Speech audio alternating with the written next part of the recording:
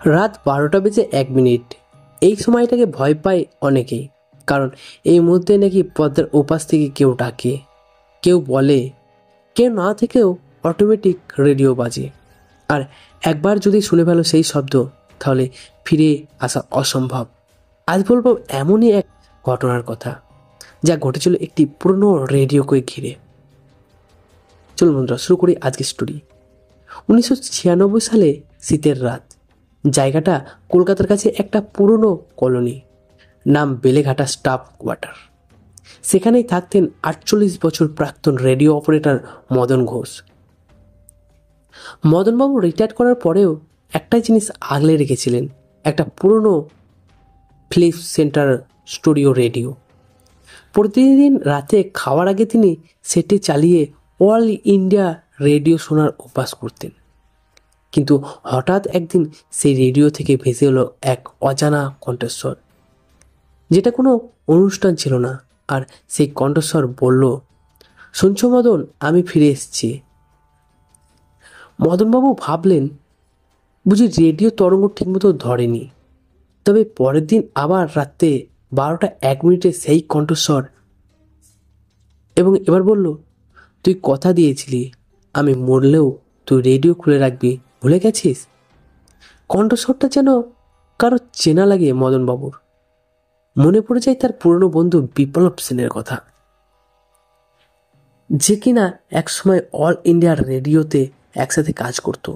কিন্তু 1986 সালে এক রেডিও দুর্ঘটনায় মারা যায়, এবং মৃত্যুর আগে একটা কথাই বলে গেছিলেন মদনবাবুকে, যদি আমার কিছু হয় রেডিওটা খুলে রাখিস, আমি ফিরে আসবো সুরের মধ্যে দিয়ে। তখন থেকেই মদনবাবুর রাতগুলো একটা অদ্ভুত রকমের হতে লাগলো।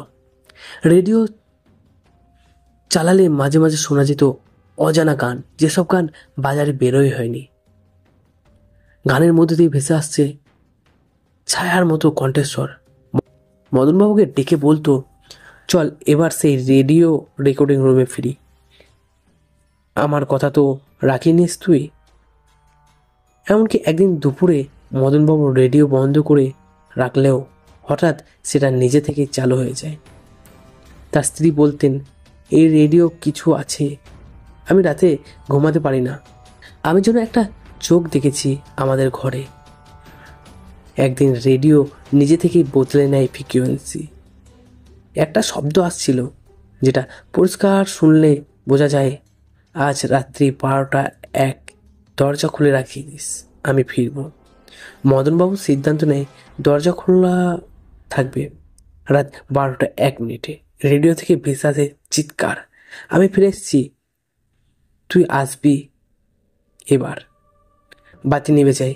পরের দিন সকালে মদনবাবুর সেই নিথর দেহ পাওয়া যায় স্টাডি ঘরে।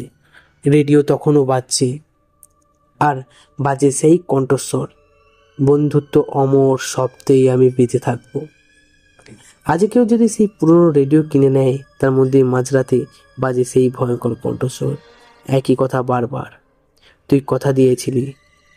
তাই সাবধান, যদি কোনো দিন পুরনো বাজারে একটা ফিলিপ স্টুডিও দেখতে পাও, ভেবে নিও একবার, কোথাও থেকে আসছে সেই শব্দ, আর কারা শুনছে। বন্ধুরা, আজকের গল্পটি ছিল এইটুকুই। যদি এই গল্পটি ভালো লাগে, অবশ্যই আমাদের চ্যানেলটিকে সাবস্ক্রাইব করবেন, লাইক করবেন, এবং একটি ছোট্ট করে কমেন্ট করে দিয়ে যাবেন। আবার দেখা হচ্ছে নতুন কোনো হরর ভুতুড়ে এপিসোডে। ততক্ষণ ভালো থাকবেন, সুস্থ থাকবেন।